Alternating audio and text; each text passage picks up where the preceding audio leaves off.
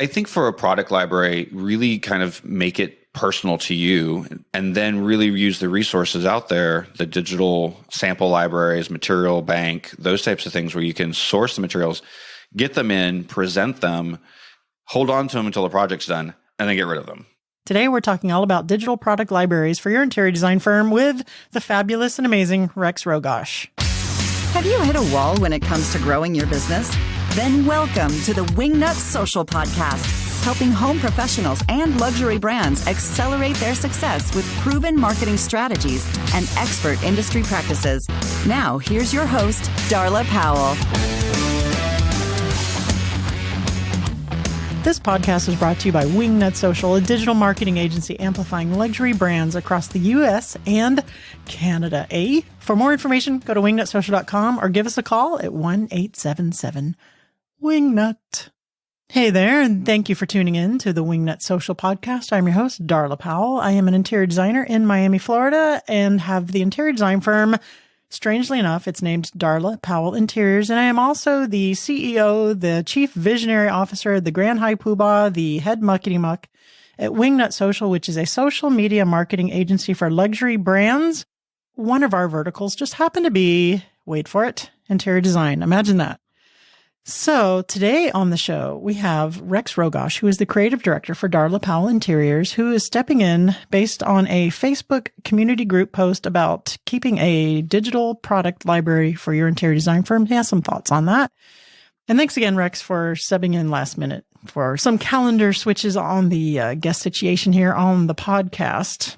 So today's interview is going to be really short and sweet. But before we talk to the amazing and well-loved, world-renowned Rex Rogosch, you know what time it is. Mini news sesh. It's time for mini news sesh. Yeah. All right. Fresh back from her dream vacation in social media marketing world at Wingnut Social is social media manager Hallie Zimmerman with some mini news. What we got today, Hallie? Mini news, yes. So we're talking to you today. We're giving you some tips that are going to help you maximize your video reach on Facebook. Facebook just recently gave us a little bit more information that we can use when we're planning our video. So that's what we're talking to you about today. The interesting thing is, of course, all this will come back to the mysterious, mystical Facebook algorithm, right? Do we even know what it is and how it works? Do we? We have some ideas though, right? As a marketing agency, but no, they hold their cards close to the vest. They don't really like to tell us a lot. So we have to put a lot of elbow grease in there to figure that out. So video on Facebook is super impactful, right? Video does incredibly well on Facebook. So I'm thinking that any tips that you might have here would be super helpful. And what are they? We do actually know about the Facebook algorithm. We joke there. And it's interesting, right? You're right. Video is very popular on Facebook. And most of the time we're thinking these days, since Facebook is such an ad-based powerhouse platform, we think, oh, we've got to pay to play. And that is true, I will say, to some extent. But video can really help you, right? Especially maybe if it's boosted. But we want to help you with video here. The first things to note about Facebook's video algorithm is that they are looking for content that is engaging, that they're looking for content that people will sit and watch, and they're looking for content that people will share. So those are key things that you're going to want to keep in mind. So how do they know if a video's engaging? Is there like some little Facebook person sitting back there watching everyone's videos? Do we know? Well, there very well could be. What we do know is you can, that's what actually, this is how I'm going to think of this. I want to picture that because it's more fun. But you can think about the algorithm as a matching system of sorts. It basically takes in users' interactions, the pages they like, things that they're sharing, what they're saying. We say it's kind of creepy, but it basically learns its users because the whole point is that they're wanting to create customized news feeds that are personalized to you, that are going to deliver content that you're going to like, you're going to engage with, you want to share, and will, keep you on the platform and having a good time there. So there is that. So that's kind of how it works. Okay, so here you have 4 key tips to maximizing your video performance. Number 1, and go. You're going to want to create videos that drive intentional and loyal video watching. And for example, this could be creating stories that connect with people emotionally, creating videos about that and sharing it. It's also about creating like series type videos, right? Something that people are going to keep coming back to and they're going to find value in, and they want to come and see what you have next. The second one is creating videos that build meaningful interactions and drive authentic sharing. So I think we get hung up sometimes when we're creating content on things being, it's got to be entertaining and informative and, evoke emotion. And those things are all there. And that is true. But the other part that I think people miss sometimes when they're creating video is that they're not first thinking, why would somebody want to share this piece of content? What is going to drive them to engage with it? Why would they like this? I think we get caught up on these crazy, some ideas that we're like, we want to do this because people will like it, but you got to really think deeply about why they would and why they would share it.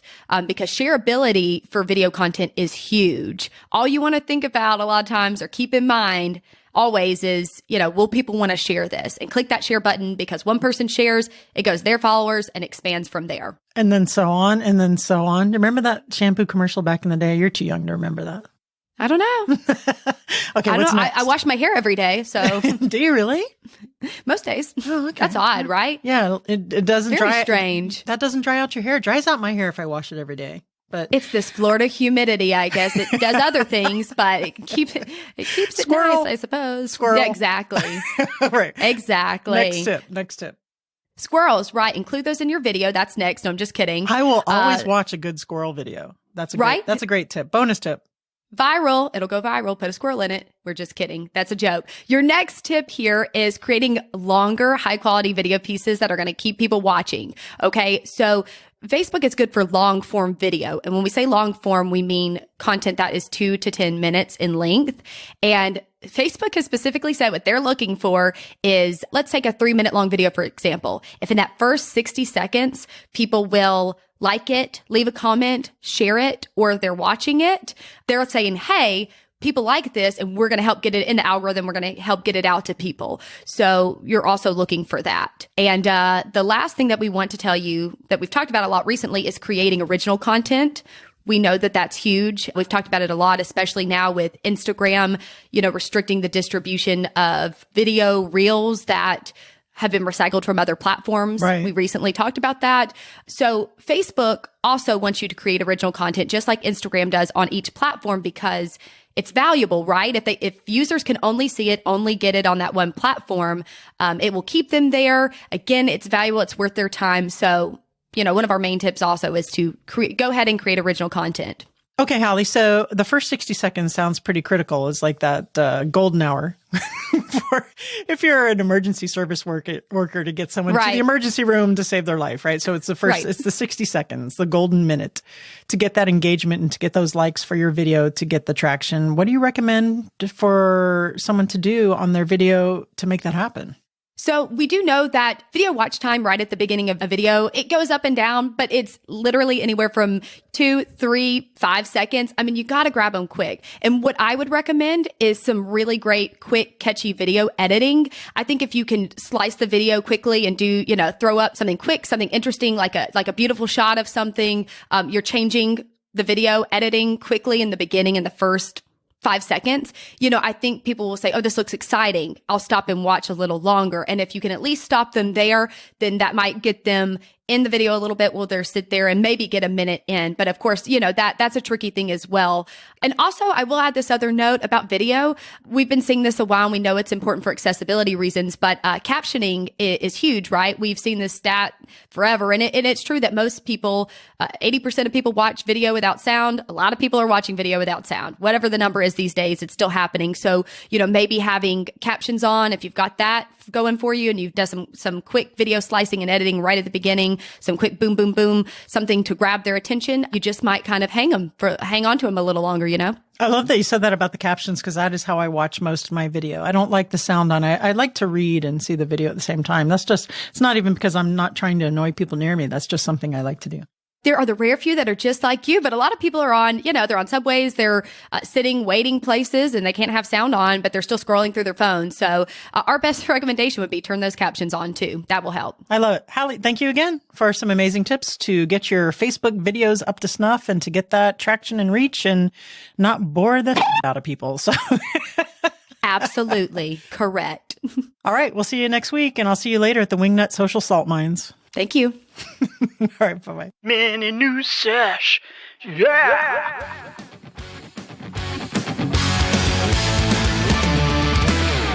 All right, guys, now let's get into my interview with Rex Rogosch. You might remember Rex from his previous episode on hospitality on the Wingnut Social podcast. Rex Rogosch, episode 190, is not only an amazing human being, but he's also the creative director of my interior design firm, Darla Powell Interiors. And without him, I would be lost in the sauce because when we came up on video here for the podcast, he was like, wait, who are you? You seem familiar. I think I've seen you before. Can't quite place you. Yeah. So yeah, he's pretty much running the show over there at Darla Powell Interiors, and I appreciate him so much. Rex Rogosch, how the hell are you? I'm well. How are you? I'm doing really well. You look a little tired from your weekend performances. Little known fact about Rex. Can I say this, Rex? Absolutely. Okay, so Rex has an alter ego, a drag persona called Anorexia, and he does do some events on the weekends, and he's amazing. He's an award-winning drag performer, right? Am I saying that correctly? I am a title holder, yes. A title? I have a title, like to my car, my house. Does that count? Does it come with a tiara or a crown? It does if I want it to. All right. So what spurred this podcast interview to have Rex back, because he's so incredibly knowledgeable, is we were in a Facebook group and someone asked a question about what, Rex? And then we'll take it from there. So on Facebook, through one of the groups that we were part of, someone was asking about product libraries and how to organize them. Do we really need them? And I chimed in, because that was something that I've done quite often in some of the larger firms I worked at, was keep our product libraries organized, because it is quite a task. So there's a lot of tips and questions around it that I still had, and people were like, oh, let's make this an open conversation. So it was too much to type, so now we're here. I know you're like, let's do a podcast on this. And I'm like, okay, sure, let's do it, because the guest that I had actually rescheduled. So guess what, Rex, you're it. Okay. So let's talk about, in this age right now, especially with COVID going on for the past year and everybody's working remotely from home, let's talk about building a product library digitally. Is it feasible? Do we still need to have and hold the physical stuff in our hands, and how do we organize that? Well, that was a really good question posed by one of the people in the group. And my first thought is, well, if you're doing everything remotely, then technically you don't need a product library. Now, as designers, we're always wanting to touch and feel and look at the textures of fabrics and tile. So for us personally, I think it's still pretty important. But as far as presenting to clients, I mean, if you can do it digitally, doing a digital version of a board can be a little time consuming, but can be just as effective as, a regular lay. I think you have to know your clientele and know how you work, and then be able to utilize the resources out there for you to gain samples, give back samples, because having a product library can take up a lot of room that probably isn't necessary anymore. Yeah, and then you have to pay for an intern or someone to come in and clean it out and to update it. I mean, how much? I mean, are you finding that when we're doing presentations, which we're doing a lot of them digitally now too, people are missing that aspect of it, or are the clients on board with just moving forward and trusting that the tactile experience from your experience? I think on some materials and some items, they're okay digitally. I think still with fabrics and sometimes with tiles and stone, maybe wallpapers, they're looking for the physical sample. What we've been able to do is present it digitally first, and making sure that we have high-res images of what we're presenting, which you can get from pretty much any of the vendors' websites nowadays, or call your reps.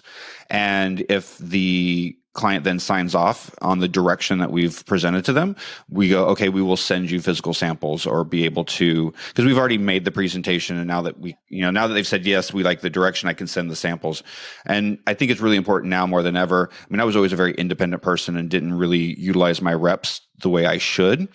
And so now I'm finding that the reps are actually very beneficial, because you can call them up and say, I need these samples sent directly to my client, and they'll send the samples. They'll also send return envelopes, especially for a lot of the fabric companies. You can then return the samples right back to the companies, which I think is very important, not only from an ecological standpoint, but also just a space. I mean, who wants to house 400 pieces of fabric? You and I are still working remotely, and my office here, there's no room to keep on. I was doing that in the beginning. I had all kinds of fabric samples and tiles, and it was driving me crazy, and I was throwing them out half the time, because it's just, it's like I don't have a big enough space to have a really well-rounded material bank right? So digitally just made a whole hell of a lot more sense for me. And there's a lot of people in the audience who are doing that still. They're working remotely or working from home who don't have a showroom or an office to do that. And I really, really do like the labor saving costs of it. And then the fact that, like you just said, all you have to do really is if you have a client that likes the direction,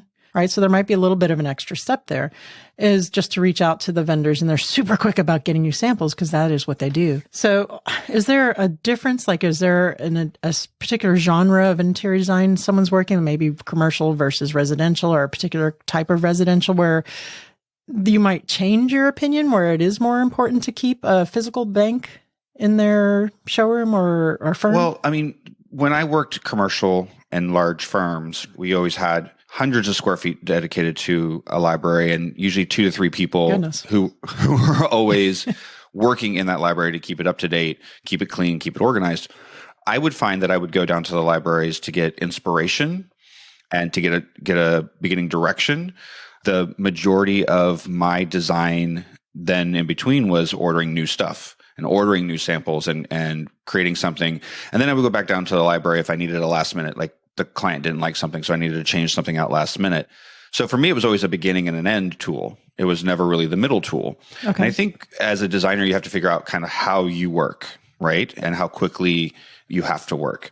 If you're always turning over projects at a very high rate and you're not near a product library or you're not near a design center, a product library would be very beneficial for you.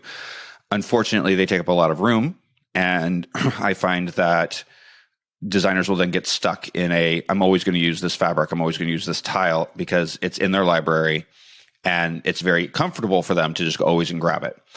So I think that's a downside to having them, is you get comfortable and always picking the same things and you're not always pushing yourself and seeing what's new out there, especially if you're a single designer. I was actually even finding in my limited experience with the materials that I had here in my home office, I was kind of doing the same thing. Like, oh, this is here. You get a little bit lazy, a little complacent with some of the material instead of going out and being more adventurous. So coming to that now, since we are sourcing digitally and getting, the process that you did mention, how are you can't walk into a design library now to get inspiration. Are you just surfing the web, or where's that stemming from now? I know you're seeing stuff in your head on site. A lot of it's coming from actually when we talk to the clients, because we don't really source or put anything together until we have a debriefing with the client and they show us their inspiration pictures. So once I see what their inspiration pictures are, I'm taking reference from that. Obviously I have kind of my own ideas of what I wanted the space to look like or what I thought the space would look like based on the first, interaction with them. But once we have the debriefing, we start picking up on key. If I start seeing a bunch of pictures and everything and there's blue in every picture or there's limestone in every picture. So that's where we really kind of get those, and then, taking those notes and then taking from that and then building upon.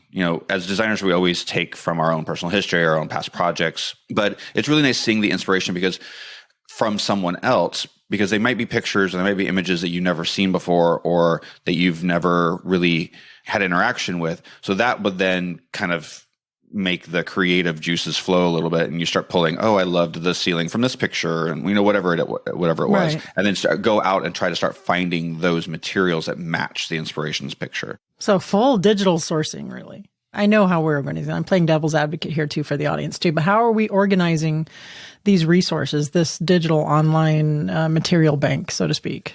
Really, it lives in each project. I haven't really looked at putting together a mass, like here's all these images of stone, and because then you're falling right back into that kind of headache and situation of having a physical library, right? If you start archiving all these photos within a regular library, then you're going to run right back to that. Well, let me go into my library and da-da-da-da. For us, it's really we're accumulating the items and the materials that we need. They live specifically in a project. So if I ever have to refer to a past project or go, when we're talking to, some of the other designers or clients, I can go, oh, let's refer to this project and we'll go pull it from that project. But not capturing it in a mass library still allows me to have a little bit of freedom creatively so that I'm not relying on something. And with a quick Google search, and if you know how to do reverse lookup with photos through Google and stuff, finding stuff digitally is actually pretty quick if you're specific and you know what you're looking for and you don't fall down the rabbit hole. How much do you think that not being able to attend trade shows like High Point Market and actually go and lay your hands on stuff physically, because that is one of the things that those markets are important for, to help us as interior designers to say, listen, I sat my butt in the sofa, I put my hands on it, Mr. Client, trust me when I tell you this stuff is amazing. How much has that affected you in your sourcing? Has it been long enough to show a detriment in that, you know what I'm saying, to convey that confidence to the client for the materials that we're sourcing for them? At the moment, no, because the sources that we're using, especially for upholstery goods and whatnot, are sources that I've been using for years. For you, you have the experience with it. So I already had the experience with it, correct. Not only just seeing it, but also have multiple clients over the years using it. A lot of the new sources that we're dealing with are mostly case goods. So, a wood dresser is a wood dresser for the most part. Yeah. There are definitely different qualities and spectrums in that. Not going to trade shows. The funny thing is I never was a big trade show person. Are you struggling with your social media? Do you have a strategy, or are you just throwing things up, praying to the social media gods that your images and your captions are attracting your ideal client? Well, you shouldn't be doing that. You should be calling Wingnut Social and getting your social media audit and strategy. Our process begins with an in-depth boarding call, and then we write you a custom strategy curated just for your business to determine your end game, your goals, your ROI. What is it that you really want to get out of social? You don't just want to throw pretty pictures up. You want it to actually pay off, I'm thinking, right? So let's get specific. Here are a few insights your strategy will include: competitive analysis, current performance, positioning, who are you online, your voice, your aesthetic, content pillars, what the heck to post about, plus tips for stories, video, hashtags, captions, way to engage with your followers, and how to get those ever-changing algorithms to work in your favor. So if you need help with your social media marketing, you just need a strategy and just need a business plan in some direction to get some real ROI and get clients picking up the phone to call you, head on over to wingnutsocial.com and check out. You can actually purchase it directly on the website. That's wingnutsocial.com or 1-877-WINGNUT. You're going to fall market, by the way, just let you know. Okay. I use trade shows when I needed to find new product. Yeah. So I would always, and I was very upfront with a lot of my vendors that way. I grew up using digital. So for me, computers have always been part of my life. So I'm very comfortable with digital catalogs and those types of things. So for me, if I needed to find, say, one year I needed children's furniture, I did not have the resources for that. So I specifically went to market, had looked up all of the vendors that carried children's furniture, and I only went to those vendors first. If I had time to go visit some of my existing vendors just to see what was new or see what was coming, I would. Only because I would also get 15 emails a day from all my existing vendors, the catalogs and everything. So I had already seen all the new product. And because I already knew the quality from that vendor, I didn't feel like I needed to go check up on them again. So I'm a little bit different in that way. I think there's a lot of designers that love to touch and feel everything. Yeah. So I think it really is, you have to find your own comfort zone. And there are going to be some designers, some companies that are going to be very comfortable moving into a digital platform with things across the board. And there's going to be some that are not. I think, unfortunately, eventually we're going to have to. You're going to see the decline of paper catalogs. You're going to see the decline of paper price lists and those types of things, because we're moving. Even in the fabric world, I'm seeing they're not stocking stuff as much. They're printing the fabric as you order it. So the amount of product that they can now carry is tripling because they're not stocking it. So that makes having a library even more difficult. I will say there's listening to you talk about everything being digital and having to get used to it. A part of me is a little sad about it, because I did love going to presentations with my little box with my metals and my woods and my fabrics and stuff. There's like an old school kind of romanticism, to present that. I guess it's going the way of the hand rendering. I think in a residential sense, I think you're still going to see that, because I think with residential design, again, you're dealing with someone's personal space. So that type of presentation makes it more personal, right? And we're trying to do that in a digital sense as well. When we do our digital presentations, we definitely make sure it's on Zoom. We can see their faces. Right. We still have that somewhat personal interaction. And I think more people are, especially now that people are working from home, they are getting more used to that. But on the flip side, because they're working from home, it seems like their schedules are getting more tight and tight and tight. So the amount of time that we get to spend with somebody is becoming less and less. What I used to love to lay out all the fabrics and everything on the table and have somebody come in and let them fall in love with it. Absolutely. I do miss that interaction. And in some ways, I think we're still trying to do that. There's still certain things that we're doing where it's personal. In fact, like today we're going to be with someone to start designing their kitchen, and we're physically doing it in the showroom. We're not doing it virtually, because I think there's certain aspects of home design that you still need to get that personal interaction because it's something that they do on a regular basis. Yeah. I think with commercial, it's a little easier. Commercial design's a little bit easier to do it more digitally, because sometimes at the end of the day, it's more about budget and not necessarily about how the fabric feels. Yeah. And doing it maybe 100 of those instead Correct. of, just like, Correct. a few yards. Yeah. It's not as intimate. Correct. But I would suggest to any designer, no matter commercial, residential, whatever you're doing, hospitality, if you want a library, make the library more about your favorite things. Okay. And what inspires you.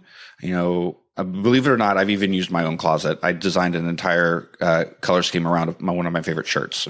My boss thought it was crazy, and it worked. So I think for a product library, really kind of make it personal to you, some of your favorite go-to items that you can use for inspiration, and then really use the resources out there, the digital sample libraries, material bank, those types of things where you can source the materials, get them in, present them, hold on to them until the project's done, and then get rid of them. I was just going to ask you about Material Bank. Do we have an account with them at Darla Powell Interiors? I thought we looked into that back in the... I'm not sure. It's one of those resources that I have not, I was a part of, but I never really got into it. I felt that a lot of the resources that were in there were not tailored to the clientele that I was working on. Okay. Yeah. I've heard nothing but good things about it. A lot of people do recommend it. So if you are looking for something to source stuff from, Material Bank, that's materialbank.com, no affiliation there or anything. So it's one of the resources. I'm sure if you Google it, you can find several resources, but we haven't really needed it, though, is what you're saying, because the vendors have been pretty responsive. Oh, absolutely. Yeah. All right. So for the diehards in the audience who still want to have a physical library, and by the way, I don't know if I mentioned it, but we use MyDoma, which is the software to organize all of our projects in there, which you were referring to before about it living in the projects digitally. So the diehards that still want to have a physical library out there to keep it from going stale, to keep it up to date, and how the hell do you organize it without it being a mess? So this is something that I used to do a lot, just because I think time is money. So having a disorganized library means you're spending more time trying to hunt for stuff than you should be, and not enough time in the design world. So really you need to think about, one, how large is this library? So for instance, in a lot of the commercial spaces, we would have very specific sections where tile would live here, glass lives here, fabric lives here, those types of things. And then we would subset it and break it down from there. Fabrics, I think, are the biggest headache, probably for most designers, regardless if you're doing commercial or residential. One, you always end up with millions of fabric samples. Yeah. And so how do we organize it? I personally do very much like a library. I organize it in two different ways. First, I've organized by vendor. The reason for that is some vendors are high end, some are medium, some are low end. Some vendors you always have back orders, some you get really great response from. So vendor is always the first for me. And then second is always by color. And the reason why I do by color is because as designers, a lot of times when we're starting design, that's some of the first questions that we ask is, what is our color scheme? So if I have all of my red fabrics together, I can at least go in there and go, okay, I'm looking for a red upholstery fabric, but at least I'm in red, instead of going through and trying to find an upholstery fabric and then try to find a red. Right. Because you might have like 17 upholstery red fabrics from this vendor. So that was always my key, is by vendor, then by color. Okay. I would do that with pretty much any material. My wallpapers were the same way. I had all my wood wallpapers together. And the nice thing about that is sometimes, like I would have a folder wallpaper, for example, and it had all my wood wallpapers in it. Well, there might be 20 different vendors in there. So for me, it was a way of maybe going, oh, I forgot that vendor had that. Maybe I should explore more with that one. Because again, I think as designers, sometimes we get very complacent with the vendors that we work with, especially when you decide you're going to have 1 million accounts, and then all of a sudden you're only using these 3 accounts all the time. Yeah. And then all the designs start looking the same. And you're like, why is this happening? Because you're using the same vendor all the time. So sometimes when you're organizing, if you just organize by a color, or if you just organize by a type, then all the vendors get mixed up together. Now, any vendor out there that's listening to me is going to kill me, because they're like, well, we want you to shop with us all the time. Right. But as designers, I think if we're looking to, all designers have a style and a signature. But it's also nice to always be out there looking. And if you happen to come across something and go, oh, I don't know if this is still in stock or still available, which is key. Anytime you pick something out of your library, sidebar, before you present it, make sure that it's still an available product. Been there, done that. Too many times. And then that might spur you to be on their website and go, oh, they have something new. So it really kind of helps you keep engaged, because again, we get so busy. Sometimes we forget to always go out there and look at the new items and look for new products and that type of thing. So that will help as well. The other fun fact is, most people don't know this, but if you have a good rep, your rep will come clean your library. What? Yes. So in a lot of the commercial firms, we would call our reps and say, hey, come update us. And we would do that once a month. And we would dedicate a certain day every month to vendors. And the vendors would come in and make sure that our library was completely up to date. And I cannot tell you how many times I watched them throw away boxes of stuff because we were forgetting to do that. Wow. So again, the reps don't want to do it, but they will, because if they know that they're in there, that gives them the chance to get back in front of you so that you remember what their face looks like. So it's a little bit of a sales pitch for them as well. Nice tip. I love that. And then you don't have to get an intern. You don't have to get an intern. Just get the vendors in there for sure. Stick your vendors in there. Seriously. I mean, that's what they're there for. That's why they get paid. All right. So that's for the diehards that still want to keep a physical library. I'm not going to lie. That is kind of me. I do like to, I'm very tactile. I'm a Taurus, and I really like to feel all the textures and stuff. So digitally for me, it's not as romantical. But it is going that way, and it saves a buttload of money. It really does. You don't have to have the space to do it. And it's just, and like you said, clients aren't resistant to it. And if there's something they really need to have in the hold, super easy to get. Digital libraries are the wave of the future, with some exceptions, and businesses like Material Bank are making bank because they really grabbed onto it, the trend of this, and they knew what was up. All right, Rex, I think that's it for building your virtual library here for materials. Now I have to ask you if you're ready for the What Up Wingnut round. Hit me. I had to think about that. Now it's time for What Up Wingnut. What would the hashtag on your tombstone be? Lived life. I like that. Okay, now I'm only going to ask you 2 of the 3 questions, because I already know from your first interview you don't read books, which is capital SAD. So here's the second one. You're stuck on a deserted island and can have only one of your favorite foods. What is it? Tacos. Nice. I like that answer. Tacos are great. Last night was Taco Tuesday, and I make a killer non-meat taco. With what in it? Just all vegetables I use or Impossible meat? Burger. How is that? I haven't tried it yet. Is it good? I love it. Almost anybody that I know that's a carnivore eats it with no problem. Nom, nom, nom, nom. Okay, that's me. I'm a carnivore. I'm embarrassingly so. I was a vegetarian for a year back in the day, though. That's my 1 year of contribution to. All right, Rex, thanks again for joining us. Good luck today with the clients. I'll be over here slaving away at Wingnut Social. So I miss you guys, and hopefully I can be back over there sometime before I die. We miss you as well. All right, thanks a lot. Have a good one. You too. Bye-bye. Thanks again, Rex Rogosch, for your tips on keeping a digital library. I mean, we do it by default because of just the nature of our business, and COVID has really forced our hand on that. How he described how he works is really how Darla Powell Interiors works. I did want to mention one thing. I was going to say it during the interview, but I didn't have the opportunity there.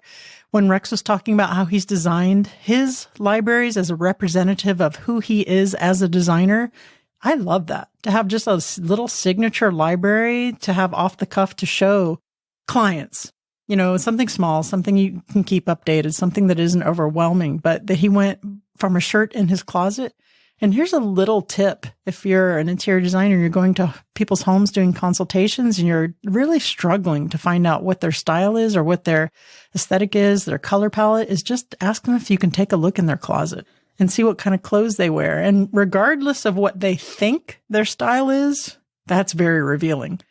The closet doesn't lie. If you see a lot of Birkenstocks in there, I mean, you may want them to elevate their game, but that's very telling. It's hard to get away from how you dress is kind of how you are. And as I'm saying that, I'm wearing my Wingnut Social t-shirt and pajama bottoms. So I don't know what that says about my design style, but there you have it.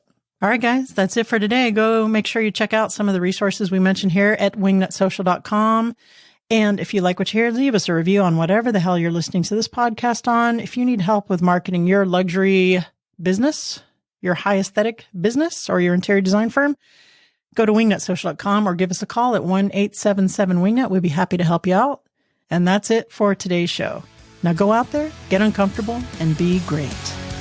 You've reached the end of this episode of Wingnut Social, but that's only the first step into accelerating your business the Wingnut way. Head over to wingnutsocial.com or call us at 1-877-WINGNUT to see how we can help you take your business from social mediocre to social media master. We'll see you on the next episode of Wingnut Social, your social media tightly fastened.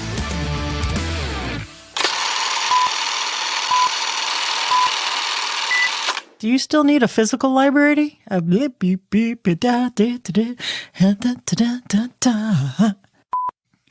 you still need a physical? Oh, Rex, did you do a wardrobe change? Little known fact, Rex doesn't do caffeine, but maybe he should. All right, if guys, that's it for today.